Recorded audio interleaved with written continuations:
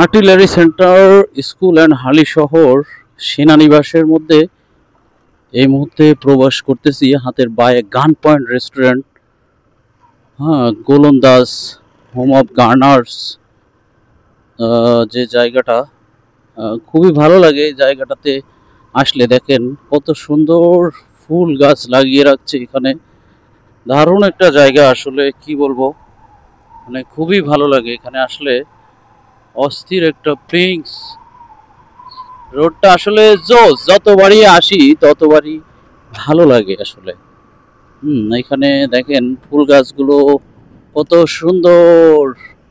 হ্যাঁ, এই যে বাচ্চারা হাঁটে, সাইকেল চালাচ্ছে কত সুন্দর করে।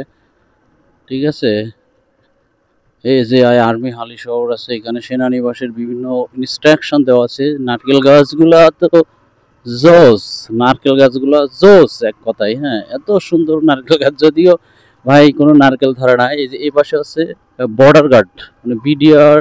এই পাশে হচ্ছে আর্মি, আর্মিদের এই যে বড় বড় গান টান, এই যে কি অবস্থা, হোম অফ গার্নার্স বলে এটাকে।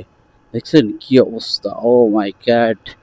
সো রাইট নাও আমি আছি ফ্যামিলি ক্যাফের খুব পাশেই।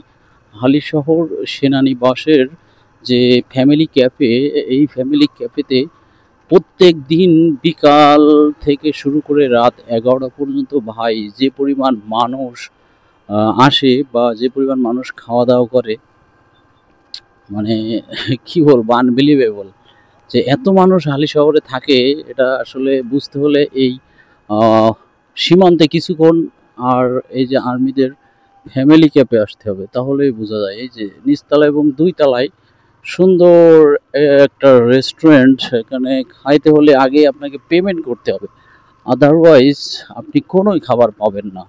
ঠিক আছে, তো আপনারা আসতে পারেন হালি শহর, আশেপাশে যারা থাকেন তারা আসতে পারেন। যারা দূরে আছেন শহরের ভিতরে, তারা অনেকেই জানে না এখানে রেস্টুরেন্ট আছে এবং সুন্দর সুন্দর জায়গা আছে। ঘুরতে হলে আসতে পারেন, খাইতে হলেও আসতে পারেন।